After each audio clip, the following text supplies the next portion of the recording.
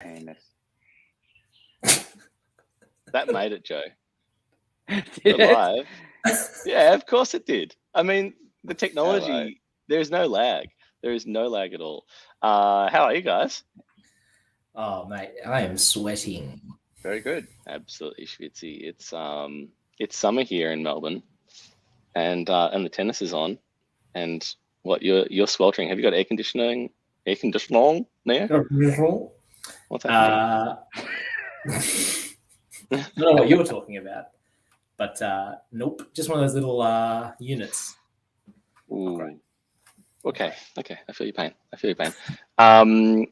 We're very excited to have a really exciting guest on today, Andy Ellis, who's kicking in the green room at the moment. And the green room, like, it sounds great, doesn't it? But it's not much fun. It'd be good if it was actually a live, like a real in-person live thing at like a pub or a club, and Andy could be kicking back and having a couple of drinks and having a chat with some people, but instead he's sitting there on his computer and not being able to talk to anyone. Yeah, that's right. Until we click add to stream. Can we blame COVID? Because if it weren't for COVID, we would have been in Scotland right now interviewing our next guest. That's true. Yeah, we would have used all of the things to Donny's funds. We would have misappropriated all the funds that are meant for charity and used it on first class tickets to Glasgow. And then straight to jail. Aeroplane tickets with gems? Can you buy aeroplane tickets with gems yet? They haven't figured out that utility yet, but it's coming. Nah, forget like OMI to gems. It's gems to Qantas frequent flyer points. Is that on the roadmap?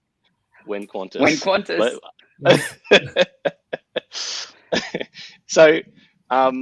So Andy is a big name in the VeVe community, and he's become a go-to YouTuber for us when it comes to getting tips and tricks for how to make VeVe work for you. I'm finding that Andy, I don't know about you guys, but I'm finding that Andy's a really calming influence. So like, if I ever find that my personal portfolio or Donny's portfolio is like going to shit because something crazy is happening, and I'm kind of thinking that maybe I'm going to make some drastic decision, I'll go and watch one of Andy's videos, and he just talks me away from the ledge. It's back away, James. So there is that component. I'm just trying to figure out if it's his strategy. I think it's a mix, like his actual strategy and his sort of nous, but plus sort of this calm element to his personality. And I want to dig into that when we talk to him. But we've got like lots of cursing off screen each bad tag or something like that. We just never see it. Yeah, I think there's something fundamentally soothing about the accent as well. Yeah, that's true. If we can get Andy really irate, I could though, listen to Andy all day. And maybe if we get him, if he's really pissed off though, that might change, and we'll be very scared of him. But first off, we need to give a bit of a recap of where we're at, and let's start off by giving a shout out to the other half of the donors who took part in an awesome giveaway that Fantasy Kingpins put together. That was to win a Marvel Comics #1 common. And first off, a big congratulations to the winner of that competition. His Twitter handle is at Eric Elderete10.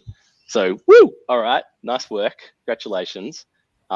Really good prize there. And Fantasy Kingpins, you're a legend for putting that together. Thank you very much. Thank you. We had, in total, we had over 40 people donating a comic to our project, which, like, we did not expect that at all. And what the hell? Nuts. It was crazy. It was Thank nuts. you so much. It's a testament to the community, right? That people are just happy to donate a collectible. Yeah, it's such a good bunch. Yeah, there is that feeling of like being early still with that nice vibe amongst the community. So let's jump in and give some shout outs. I wonder if down the track that will be one of those moments where, you know, it's like, oh, I bought a pizza with 12 Bitcoin in 2010 or whatever, and someone will be like, I donated this comic, but I could have bought Like I could have paid for my kids' education. So true. Yeah, to these Anyway. 4 idiots. So we thanked roughly the first half of the donors in our last stream. So if you check out episode 12. So yeah, now to like the next roughly 20 or so. Who wants to kick off, guys?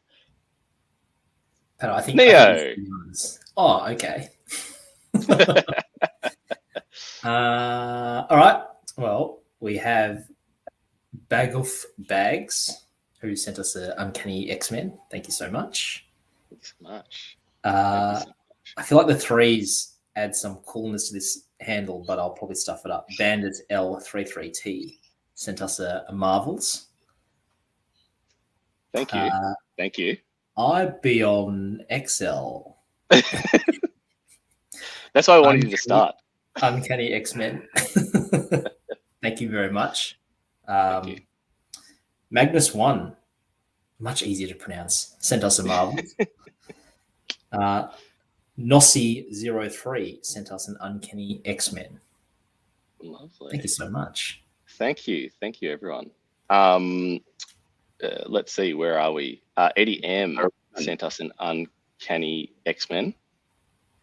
Thank you. Noah05 sent us a House of X. Thank you, Noah05. Who's next? I feel like we're slightly all over the place here. Mons sent us a Daredevil. Thank you, Mons. Joy sent us an Ultimate Fantastic Four. Thank you, Joy.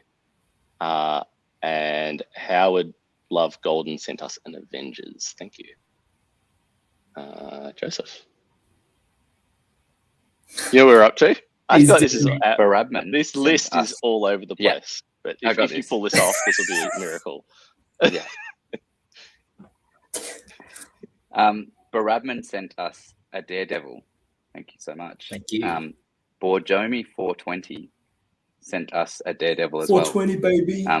Odyssey 348 sent us an Uncanny X-Men. Tommy Boy 23 sent us an Uncanny X-Men. Thank you. Thank you. Burke 505. I'm loving these numbers. There's something there's an allure to those handles that include numbers. You broke up for a second, and we're about to pads jump in, and I will keep on talking over the top of you. The internet. All right. For those who didn't hear it yet, Burke 505 sent us an Ultimates. Pads sent us Ultimate Fantastic Four. Thank you. Ace the Mad sent us Ultimates. On your Ace. And thank you. Colt Dizzy sent us Young Avengers. Thank you. JML86 sent us Ultimates. I don't think we've shouted out this crew. Effie sent us House of X. Thank you. Thank you, Effie. Collider Bob sent us House of X. Thank you. Thank you. And then I think the last one is Marzi27 sent us Incredible Hulk Future Imperfect. Thank you. Lovely. Thank you. Have we shouted out Sensi Dana? Thank you, everyone. I feel like we didn't do. Sorry, there's like 2 more.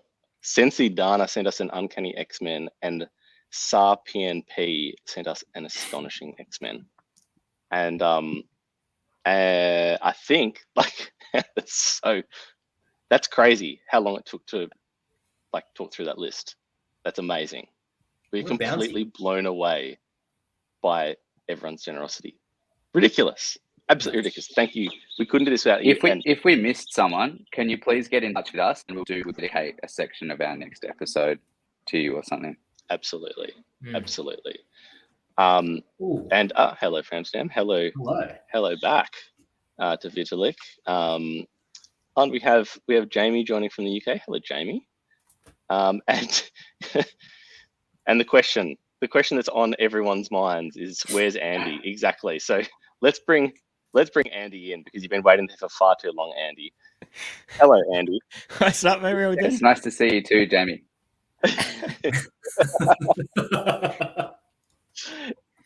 Andy, thank you so much for joining us on the Thing to Donny. We are absolutely pumped to have you on, possibly even more pumped than Jamie. So it means the world to us that you're here.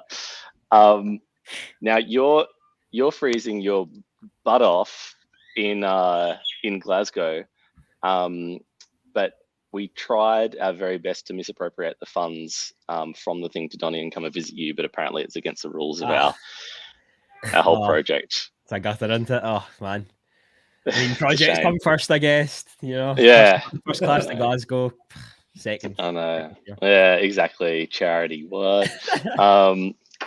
What a bummer. But we're really stoked to have you here. And one thing that actually, I think the timing of having you on is really perfect, because we have lots to ask you about your new series on your channel that you're doing, which is 1000 Gems to Risso. So we'll definitely talk to you about that in a little bit. Yeah. But one thing that to kick off with is we've seen, the market has gone so crazy over the last week or two. And now we're experiencing just a little bit of a tail off. Maybe prices are just cooling a little bit. What do you think is behind that? And should we panic and sell everything? First thing is to never panic, especially in times like this. So, as you said before, we've had an absolute parabolic rise in basically everything over the last few days. And although it's great to see the rises like that and it rising so fast, it's not all organic and it's not always healthy. So just like any stock market, or probably not stock market, as it's a little bit more challenging because there's a lot more fundamentals. But if we take something like a cryptocurrency, something rising too quickly when the core fundamentals of the currency can't or isn't supposed to do that is not always the best thing. So usually we see corrections which happen, which help reflect the sort of back down to what an organic or healthy rise would actually make. And this is what we're seeing right now. We've saw an absolute boom with a ton of collectibles. We saw Todd go from I don't even know what he was going for at the time. It was maybe 2 or 3K. Now he's up at 10, 13K. We saw Partners up at 40 at one point. Spider-Man, I think, reached 100K. So these things, although have some form of organic and healthy growth, a lot of it is probably down to some form of manipulation. Whether people all done it at the same time, and once big players come into the game and buy, say, like 100 of one collectible, FOMO kicks in for other people, then they buy some other stuff because they think they're too late. Then other people who are coming in see people are making money, then they put their money into it, and it's the cycle. But then people start to realize, hey, this isn't actually going to be sustainable. It won't sit at that price. I may as well take some profits now. So people have seen an absolute boom. They're taking some profits, but now people are panicking that more people are taking profits, so they're undercutting, and this is where the market retraction happens. And this is healthy. I actually really like when this happens because it allows you to see what the new floor is going to be at, the new sort of organic floor anyway. And this is usually when I'd start to look at what to buy into, because we've seen a few times in the past that we've had run-ups after things like this, especially when it comes to big whales, because they buy up the floor. They create FOMO, the price shoots up, takes a healthy retraction. It's the same again because they're getting it for a better price. What's the point of buying 200 when they keep going up, when you can buy 100, wait for people to panic and FOMO out, then buy in again and you just rise it up again? Do you reckon that this is, with the number of users that there are already, and we're still early, right? Yeah. So are we going to see this sort of volatility like on steroids in 6 months or so? I think there will be a time where things will be absolutely mental, and especially if over the next sort of year we do have something like Pokemon, that will be an absolute game changer. And I think the volatility there, especially for some things, will go crazy. But what we've got to remember is that VeVe are obviously aiming for a decades-long game. They're not planning to just be here for a year, take your money and run. So once we get to a stage where there's Are you sure about that? 2 drops, once we get to a stage where there's like 2 or 3 drops even in a day, people are going to have to pick and choose exactly what's going to make them either a return on investment, what's going to mean most sense for them for their vault, their VeVe, whatever. That's when I think there'll be still high levels of shifting for certain things, but it'll be more of a stable market rather than what we're seeing right now. Because I think we're in such a discovery time where there's so many new people coming on this platform. And as we've saw, you know, a lot of people are getting life-changing money. And what often happens there is when people from the outside see life-changing money, they want to get in to make that life-changing money. So then they're buying into things. And I don't know if you've seen the graphs, but we've had like 3.6 million gems bought, 2.5. And I think yesterday we had 1.2 million, even though the market took a retraction. So there's still a lot of people waiting on the sidelines to buy in. I do believe we'll still have quite volatile markets for a fair while.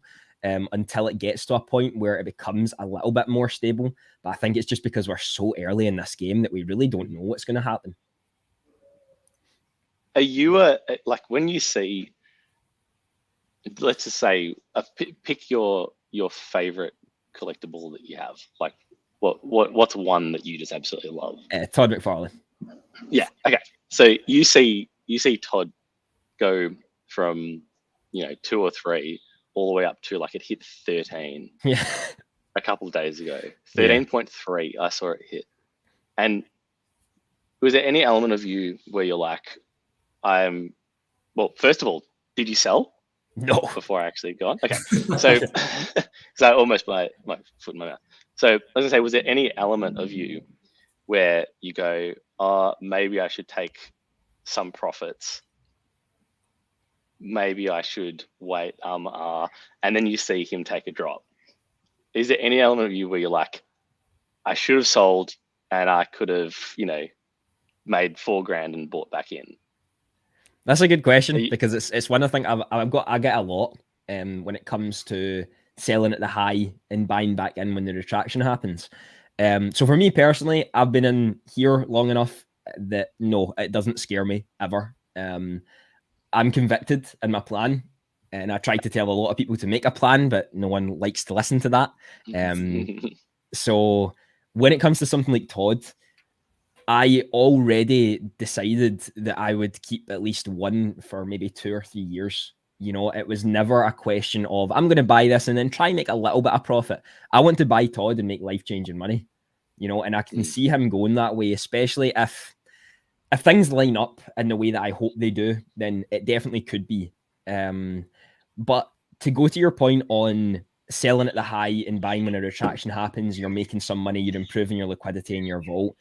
The thing that I feel that adds a lot to is emotional stress. And although it's fine to have some stress in certain areas, I'd rather keep that to a low. I'd rather not have extremely high levels of stress constantly. And I think if you're always trying to time the high to then buy back in at the low, you're just going to be shitting yourself all the time. Yeah. Every 2 seconds, you're going to be checking the market to see if it's actually gone down. Then you're going to start complaining and crying at yourself that it's went up because you didn't sell at the high. And the fact of the matter is, no one can time it. No one can time it. We can't time the highs and the lows. I was hoping that we'd have another day to do so, to get some highs, because I was selling off some other things.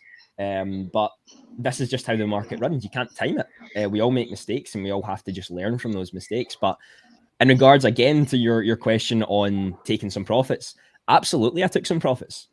I sold a Batman Who Laughs for 750. And I actually did sell him at a high because he went back down. So I think it's about picking and choosing what you're wanting and hoping to keep for a long time and what you're okay with taking profit with.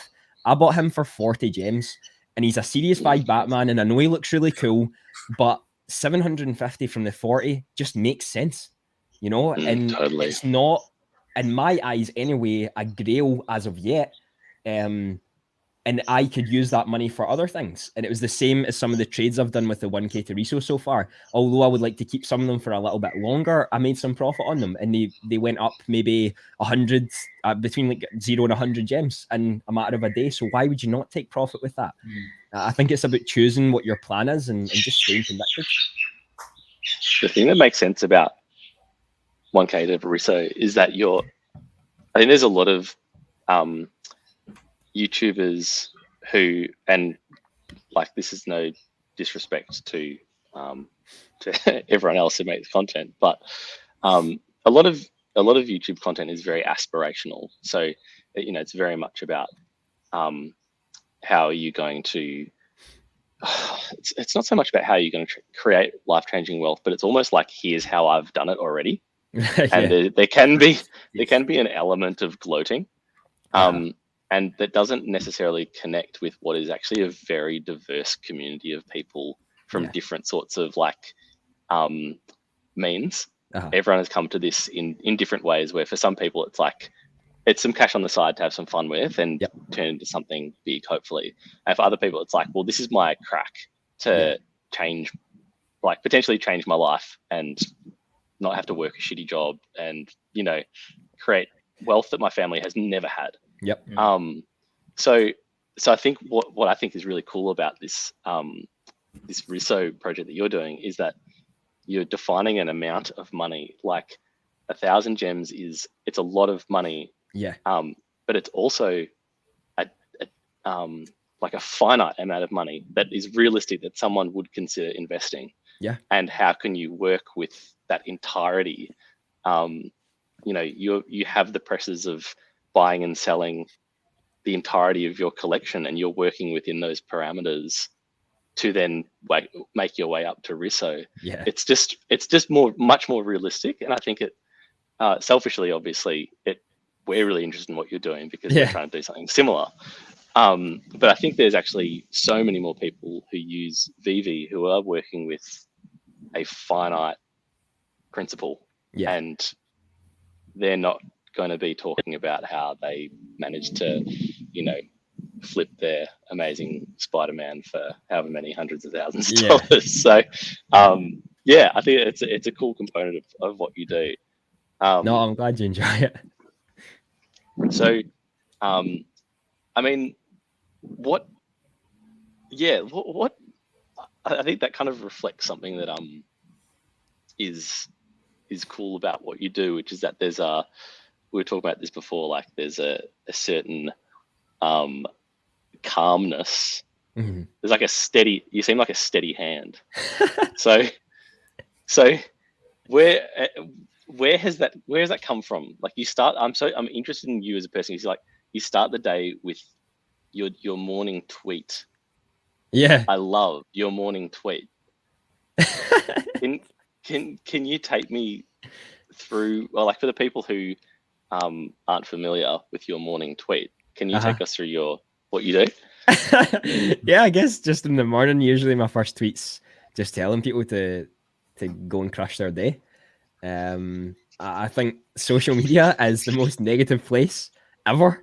And for the most part, I genuinely, I've never really enjoyed it that much. I think it's what's the word for it? It's like a competition about who's the best looking, who's the best at something, who gets the most likes, the most retweets, and all that shite.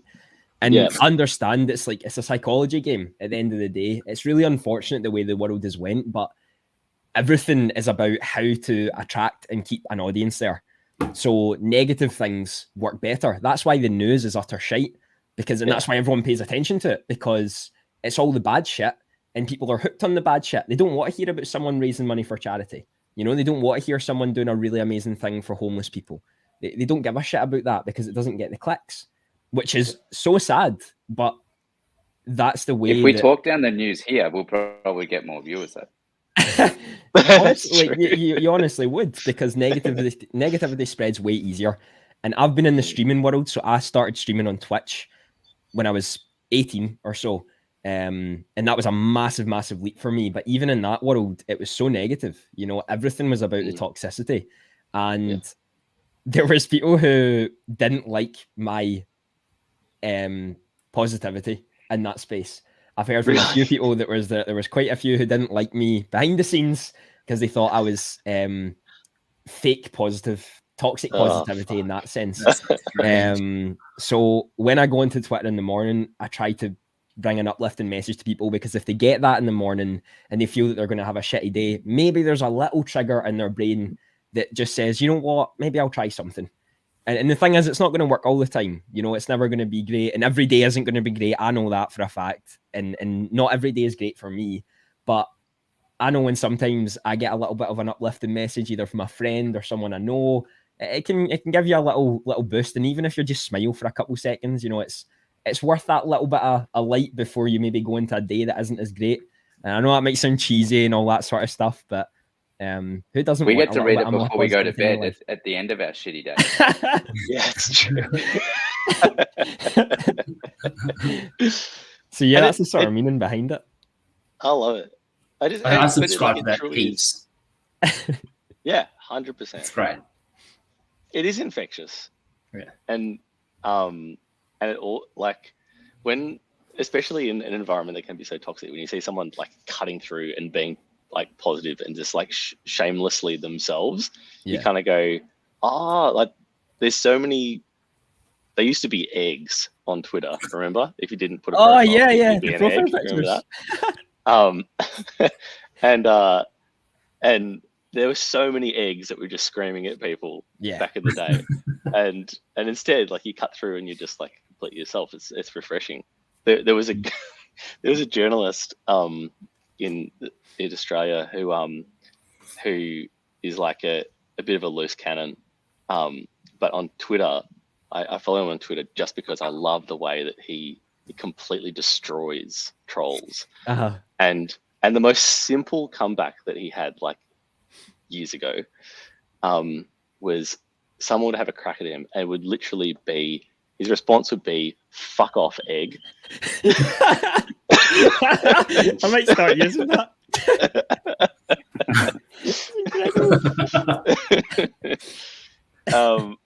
So, get that trending.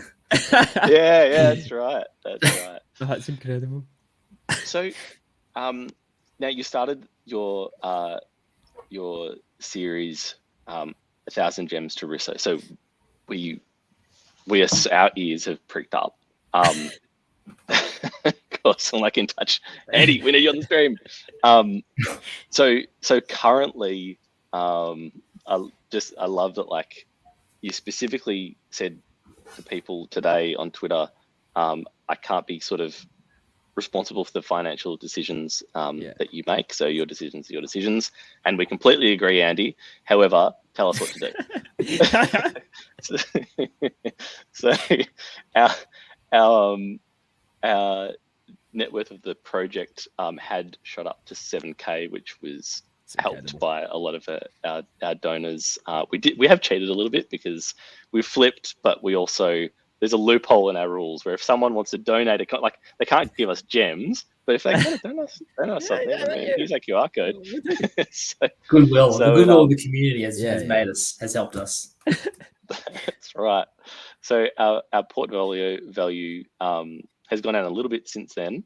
And it's here on the screen. So it's brilliant. Just over 5K. So, I mean, we can show you what we've got, but one thing that we really want to bring on basically from now on with any guest who joins us is, what would you do if you were one of the Donny hunters like us? What would you do? The one thing that I've found so far, anyway, within the time frame that we're in, within the VeVe market that we're in, is one of the best ways to make the best ROI is mass buying something. So I'd done a video, and I didn't do it too well. I'd done a video whether mass collecting or buying one grail would be better for return on investment. Now, I tried to do it in 3 different tiers for someone who had a certain amount of money.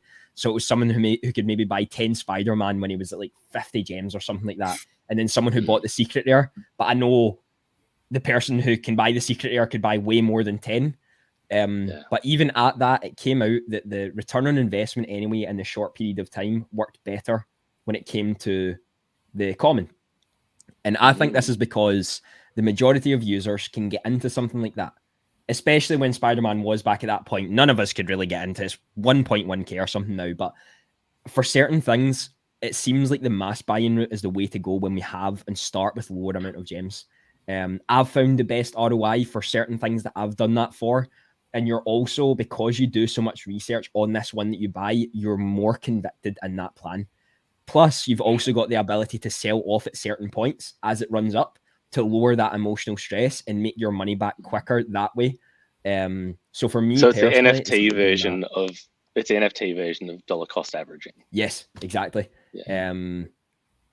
For really example, you know, there was a time a while back, I bought 100 House of X comics, the common ones, for between 9 and 11 gems. And Wow. there was a time they ran up to about 26, and I think I sold like 30 of them off at that point. And I made my investment back so quickly because of that. And I think maybe in the run up, they hit like 25 again. I don't check what they are anymore because I'm going to keep them for like 3 or 4 more months and let the supply go down and then sell them off gradually over there.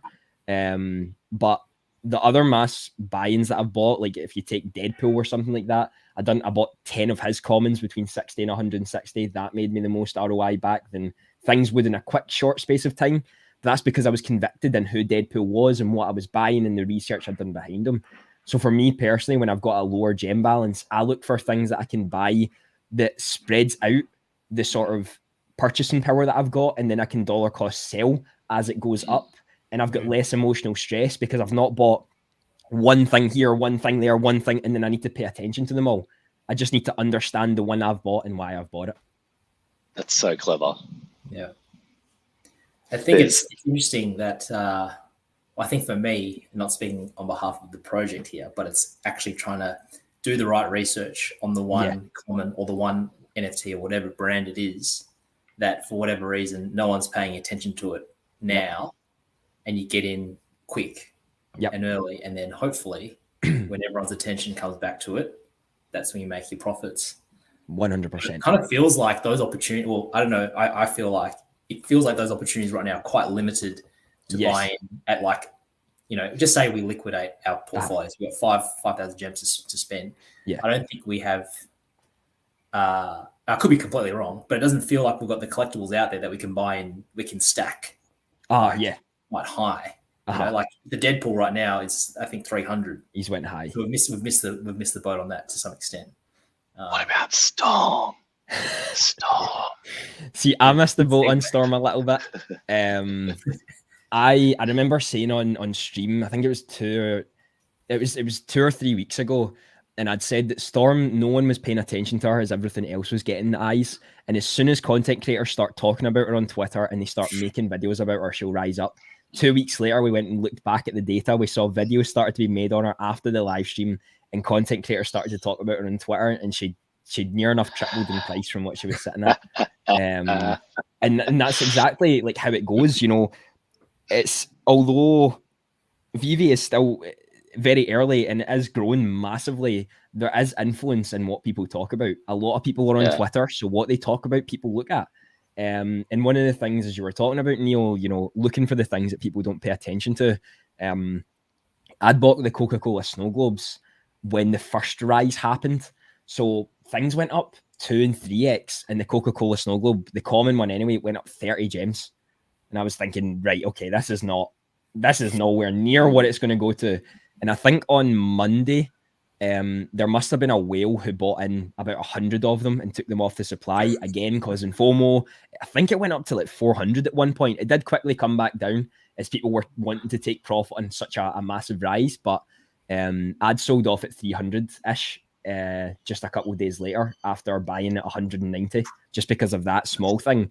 But one of the best things you'd actually mentioned there was that you find those deals and you buy into them right away. That's where your conviction and your plan comes in.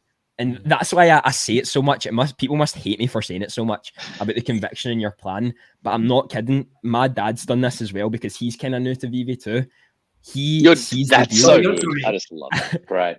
He sees the deal and panics. Nokia. Sorry. I didn't mean trust me, my dad doesn't. No, trust me, my dad isn't great with it either. It's been hard to get him to be able to. Have you mentioned this in one of your videos? I must have missed this. I've said once in one video at a random point that even my dad could use VeVe, so anyone could get in for the average consumer. You know. Okay. Well, there's a whole special broadcast coming shortly from you, Andy. That's some strong advice you're giving there, Andy. I'd be worried about that. So Sorry, we cut you off. no, that's perfectly fine because it was it's good to bring up. But as you were saying, see with the conviction in your plan, if you see that deal and you don't take it, you most likely miss it. You know, and that's the things when people are always asking you in a high market, should I buy R2 at 10k? I'm like, he's just rose like 6k in 3 days. Maybe not. Like maybe hold off a little bit. Obviously the difference is your plan for it, because some people are looking for a return on investment right away, others are looking for it in years. So buying R2 at 10k now, in 3 years from now, could be the best investment you've made in your life. Now we obviously don't know if it goes that way, but it could. R2D2, the actual one that was used in the Star Wars films, was the highest ever selling memorabilia for Star Wars. I believe it was like 2.5 million or something that sold for. And that's why I believe R2 will be so important moving forward. It's also fucking Star Wars. I mean, come on.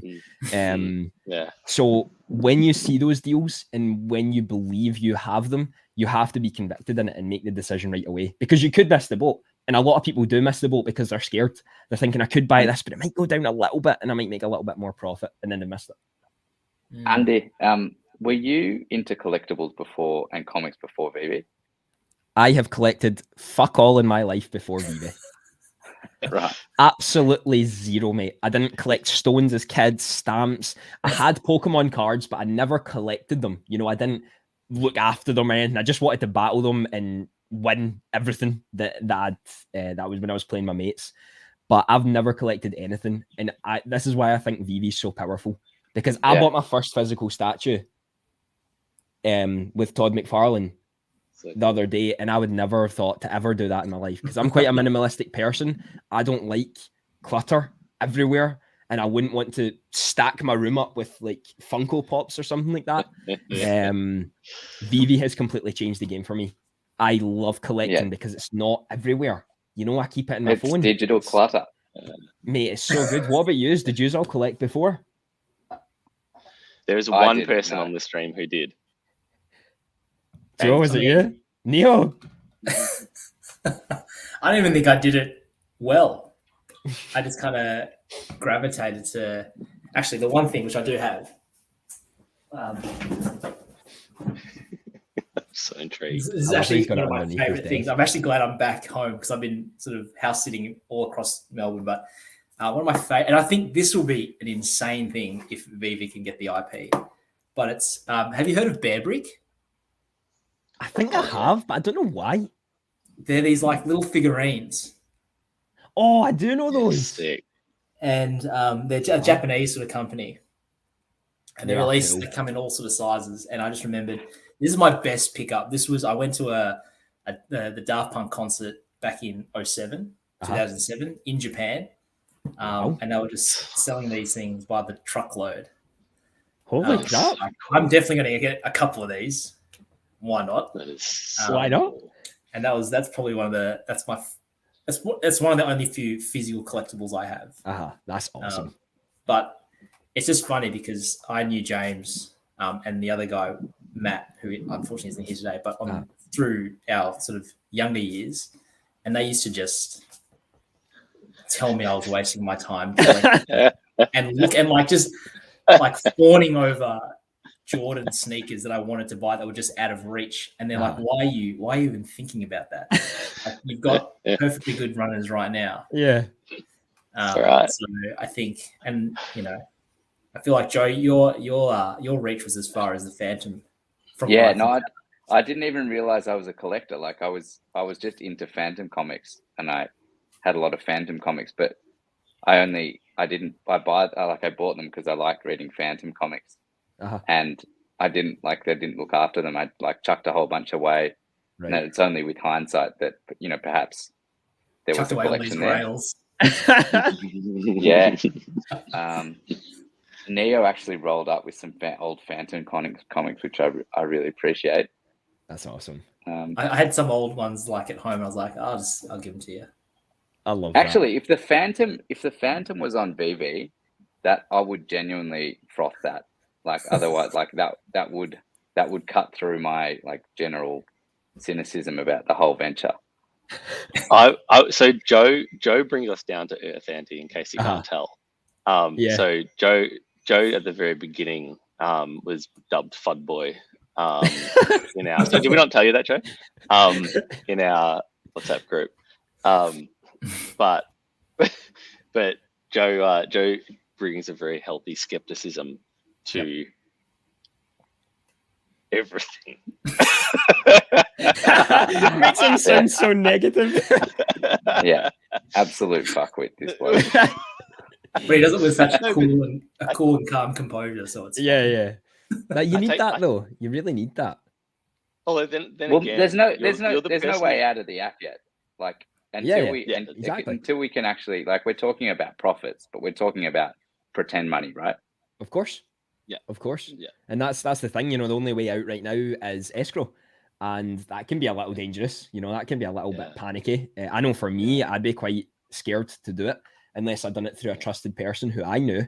A lot of people have lost a lot of money, and plus you're only selling your gems, what is it right now, 0.65 round about that for a gem, when it comes to what you're selling through escrow anyway for fiat.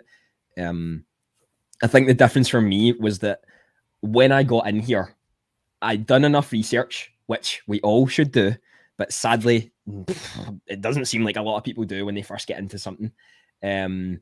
My plan was to always be here for 5 years minimum, so it never, and it still doesn't bother me that I can't take my money out.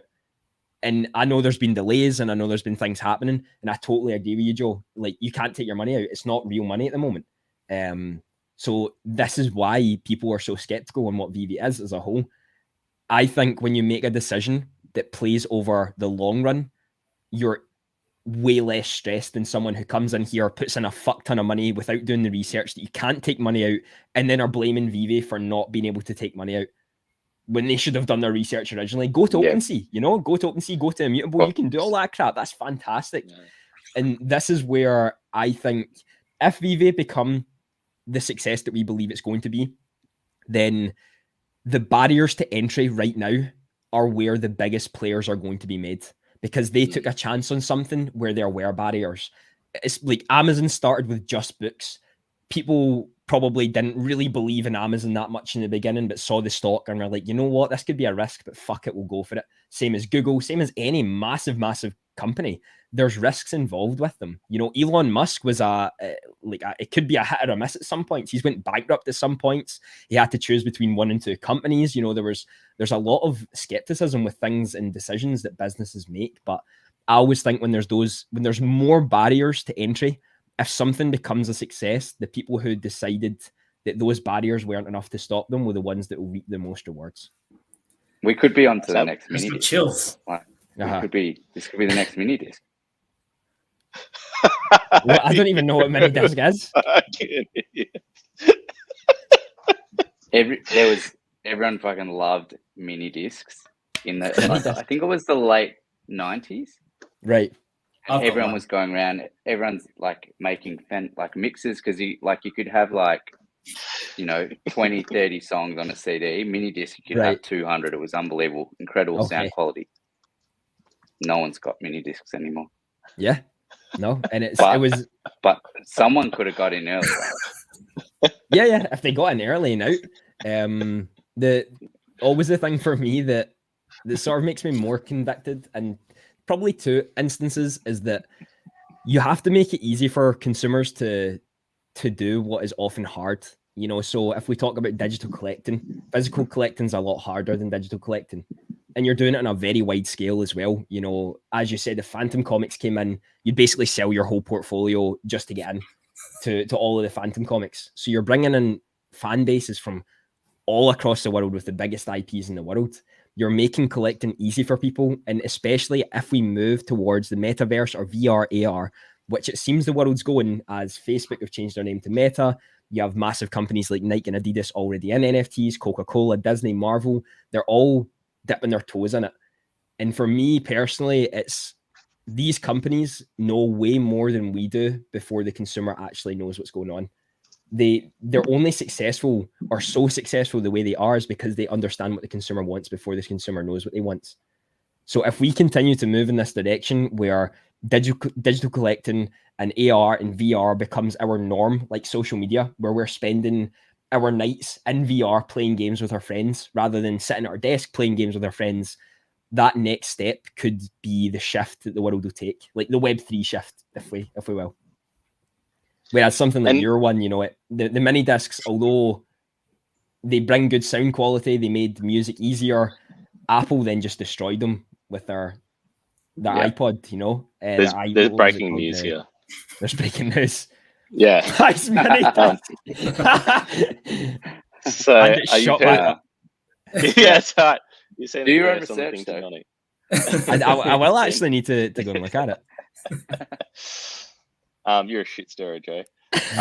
But if there is one thing that I take back the fact that Joe is skeptical about everything. You're not skeptical about everything. You're actually someone who will give everything a shot, which I think is like, I love that, the amazing part of your personality. It's something I wish I had. Like I'm kind of fud boy about most things.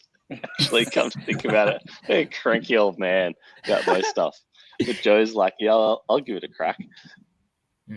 That's the best way to do it, though. You get experience, don't you? You get experience to it, and then you learn what's best and what's not. So I was just going to quickly, just on that point, on the FUD, there was one tweet which I sent to the guys earlier this week, I think, and it's kind of to the point of, like, you know, if people are worried about putting money in and can't get it out, etc. It was from Crypto Casio Cortez, and she sort of shared some information on, like, people are messaging, perhaps what you've been receiving as well, Andy, when the market was just going crazy. It's like, do I sell? Do I hold? What do I do? I think the one thing that really resonated with me was just this explanation that if you sell enough to have your principal investment in your account in gems, then whatever you have left to play with it and just experiment, test it on whatever. If you lose, you lose. If you gain, you gain. Exactly. But at least it takes some of that anxiety or fear away that 100%. You know, at some point, if there is that function to cash out, you've got your principal investment there. And that was the one thing. That's been my attitude to crypto. Yeah. It's a great attitude to have. But people tend to sometimes maybe forget that, or not try and put that. Maybe it's, as your point, they don't have that in their plan as they enter this project or venture or whatever. No, Joe, you're spot on to have that. I think everyone should take your principal investment back, and then there's absolutely no stress because you're just playing with money that you made. Yeah. So from here, I mean, that's actually a really good point to go into some more not financial advice for the thing to Donny. So NFA, I mean, not financial Andy. So the you know, like our principal was $4 and we actually started, the thing to Donny started purely as the four of us trying to do this for ourselves. Yeah. And then we decided after a little while, we're like, let's do this properly and give it to charity. It'll, like, make a bigger impact that way.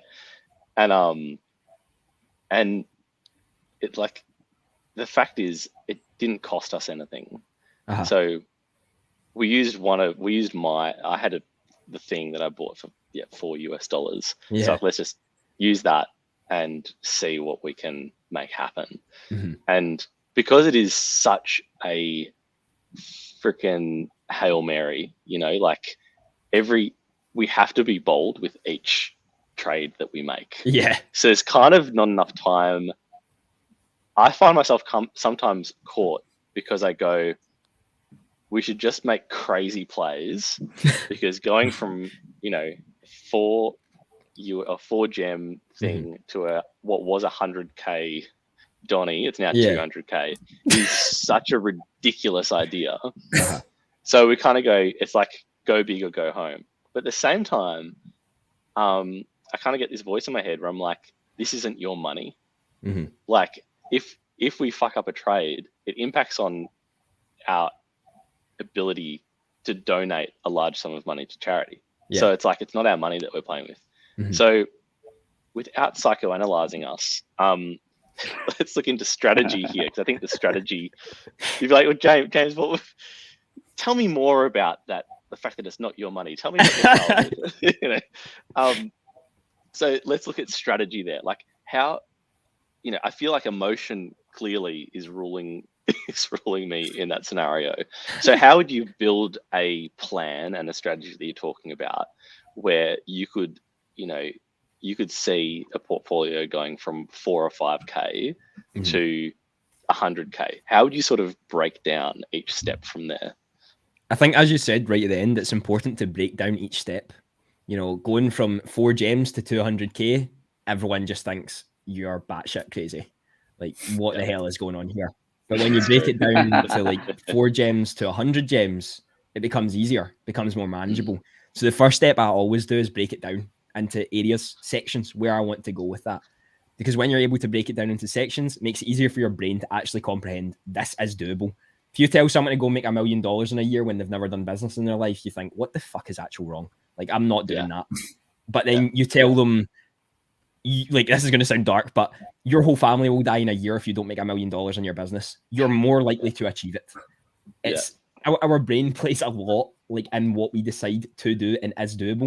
And if we can make it easier for our brain to jump those hurdles, it will become easier over time as we get more solid in the plan. So the first thing is, can you please make that your morning tweet tomorrow? Just have that. That'll brighten people's day up right away. Sorry, go on. No, I mean, and then after that, I think it's important to establish what your plan is for buying. You know, there's nothing wrong in the beginning figuring out that you want to focus more on comics. You want to focus more on the Disney and Marvel stuff. You want to focus more on the DC stuff because they only have a 2.5% tax right now. So in the beginning for me, because I started with 300 gems when I first started this, and I only put in more gems. It wasn't until about 8 months of being in VeVe that I didn't put in more gems. And the way I done it was always focused on the things that could make me the most amount of profit with the least amount of tax. So once Marvel and that came out, I didn't really focus on them because I didn't have a lot of gems to play around with at the time. So the profit cutting that the tax was taken away from me kind of destroyed quite a lot of the small profits that I was making over the time. So you needed to be smarter with what you were doing. And especially in the beginning, that's the thing to do. But as you get up, you know, it's the bigger plays often do happen with the bigger collectibles. So for that, I reckon this is I've gotten to the crux of what it is that your content cuts through, because like it's what we were talking about before, the fact that you had to work within a particular budget, and you knew like this percentage is going to completely fuck with my ability to do anything. Whereas some other YouTubers who were nameless, who were just like swinging their dick around, just like, you know, oh, fucking 8.5%. Oh, give me 20% tax. Whereas you're like, nah, 2.5% tax is what is going to get me the best return. Like, exactly. Okay, continue. So after you've done that, I think enemies right here. I know. Just creating toxicity. No, I completely understand though. I do understand. You know, it's important. See, especially when you're in a finite amount of money, trading comics can be harder because there's a 7.5% tax on them right now. So the common comics, and why I talk about mass buying them, is because the more profit you can make through each individual comic, you know, the tax isn't going to be as heavy of a hitter. But if you just buy one comic and then you're selling it off, you're having to make quite a significant jump with that 8.5% tax to then start making profit. So in the beginning, especially when you're building it up, I don't really know where the mark ends. I would say probably between 0 and 10K, that your best focus is probably the 2.5% tax, because that's where you're going to make the biggest plays early on. The only issue is a lot of the things that have been released right now is Marvel stuff. So a lot of it is 8.5%. And it's not to say that you can't make money on it, you know, because Deadpool, Invisible Woman, Storm, you could all make incredible profit on that. But you've just got to make sure that what you're doing actually aligns with the tax, and you're not putting your buy and sell point at a place where you're not really making any gems. And the two other points that I make with the plan is, and it's going to kind of contradict the point I just made, but profit is profit at the end of the day. You know, I at one point was making like 0.3 gems on a trade that I made, but those 0.3 gems in that play has allowed me to now get the likes of Todd, Superman, partners, and have a portfolio that I'm really, really proud to have. So if I don't make those plays, who knows what could have happened? If you and I think taking each bit of profit you can get is still profit. And it's still something to do. And the final part of my plan is always the buy and sell points. So a lot of people always ask me when to buy, when to sell. Each individual is different, dependent on their journey in VeVe. So when you asked me before about my Todd and selling it at 13.9k, didn't even blink an eye when it was up at that point, because I believe it can go higher. My sell point is way, way higher than that. So when you buy something, be convicted at what price you're happy with buying, that your brain accepts that that's okay, and happy at a selling point where you're making the profit that, again, your brain accepts as this is enough profit to take. And when you take those profits or you buy at that price, you're convicted in what you're doing. And that's how I usually set up my plan for things that I do anyway. It's awesome advice. It's great. I mean, it's great advice for us and just in general for users of VeVe who are new to, who also like, you don't have to be just brand new to take that advice. I think it's a sort of thing that's a good refresher to people who have been here for a little while. Oh yeah, 100%. Yeah. You've been really generous with your time, Andy, and I know we're up to about an hour now. So we'll wrap it up fairly shortly. But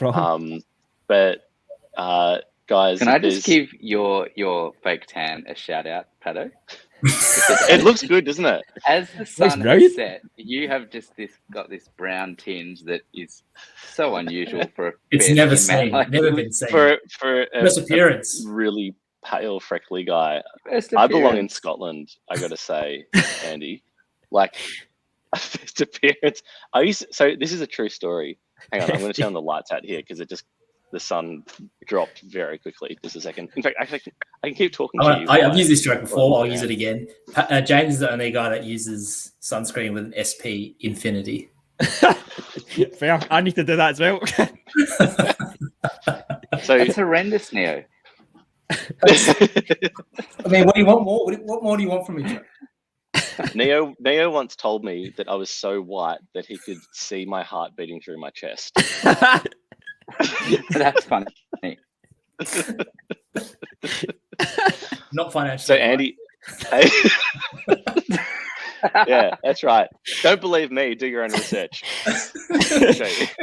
I'll show you. Unbutton this bad boy.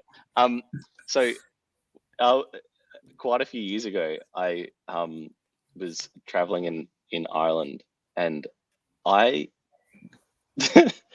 this says something. So it was coming up to the Irish summer, and I got told by people for the first time in my life, I was told this. My goodness, you're not from here, are you? No, I'm not. You were so tanned. You were so tanned. And Andy, if you sort like this, what the screen is doing now is sort of like camera tricks. I am the whitest person ever. Like, I don't think there's ever been anyone whiter than me. But apparently, in sort of your neck of the woods, where my forebears are from, it's still on for white and old. we get barely any sun. It's so hard to tan, and usually for me, I don't tan, I burn. So tanning doesn't exist for me. I genuinely don't think I've ever had a tan in my life. I just go red. I got one. I've had one tan, and that was in Turkey. I recommend if you're a pale guy, go to Turkey, and you can spend an entire day out in the sun, and you will not believe that you actually have melanin. It's a real deal. I highly recommend, Andy. I spent this is a while ago, but I spent 6 weeks working in Aberdeen, and some of the guys who'd come off oil rigs for the weekend, like they'd been on oil rigs during the week, and then they'd come back and like fight each other like Friday and Saturday nights. Yeah. But like some of them had pretty good tans. Oh, fair play. Just because they're outside the whole time. And actually, when I hear your accent, like I'm immediately transported back to that time in my life. And I remember being out one night and seeing a woman walking down the street, and she dropped her wallet, and 2 notes fell out, and I remember hearing her, and then like one of her mates like picked up some notes off the ground, and she yelled at him, and this will always stay with me. She goes, "Give me back my money. The 5 is for my baby, and the 10 is for my cigarettes." That's Scotland for you. That is Scotland for you. I fucking love Aberdeen. That's so good. Anyway, take you back. Yeah, Scotland's a weird place, man. Scotland's a weird place. Can you explain to me what the term loon means? Because I've forgotten, but I didn't know at one time. Loon. Loon. Oh, like wait. A crazy loon. Oh, loon. Like a nut job. Loon, yeah, exactly. Like they're fucking mental. Yeah. Everyone was a loon. Yeah. It means they're absolute batshit crazy and just stay away from them. Loon is short for lunatic, right? Yeah. If you're a loon, or it could also be the duck as well if you live in North America. Yeah, I suppose. I think it depends. Yeah, it so depends it's where you live. loon or loony, but I don't really say it down here anyway. I've not heard that in a long time. So it might be up in Aberdeen. It might be bordering on like politically incorrect. So we might get like shut down from cancel for it now. Yeah, that's right. Yeah. We were going so well. Pig's ass. So before we start to really put our foot in it, we should wrap up pretty soon. But is there anything else that you guys wanted to ask Andy, or Andy, you ask us? Like, are we legit? Are we just gonna rug pull and run away with everyone's money to Spain? No, I just I want to say how amazing it is that you decided to do what you're doing. There's I've not really seen anyone decide and dedicate their time to trading and having donors, getting your way up to giving a substantial amount to charity. So massive props to you, and I'm going to want that QR code after this is over because it's truly incredible what you are doing. And I hope that you all continue to create some content for it and you post about the journey, because there's a really good part of the VeVe community, and you've already seen, you shouted out bloody 20 people who are donating stuff to you, and I honestly believe that can continue to grow. There's a lot of generous people out there, and if you keep posting about it and you keep showing that journey, people want to be a part of that. And imagine getting to that stage where you're going to be able to donate 200,000 to charity and change a lot of people's lives with that. So please keep sharing the journey and please keep posting about it and getting out there, because people will want to join on and help you get closer to that goal. Thanks, Andy. And we definitely will. It's like, we cannot believe, like, every day that, like, the generosity of people, and because they know, the thing is, they know that it's going to, like, a good cause, and that it can make an impact somewhere. And you can actually, we had a really great time having a chat with Josh Hallwright from Oxfam Australia, and we've posted that video. We'll chuck it actually in the show notes after we've finished up here. But that's worth a look, and he goes into detail about, like, he has one story about how $30,000 is used in Syria, and that was just like a really clear example of how not much money can actually be used to impact on. In this case, it was 100,000 people's lives. Wow. So, hopefully we can keep doing what we're doing, and with support from you. It just means the world that you've been able to jump on here, Andy. So thanks. Thank you for having me. Thank you for having me. I really enjoyed meeting you. So Definitely, same here. And as you can tell, like it's not all sort of high and mighty. Like we're having a really fucking fun time doing it. Yeah.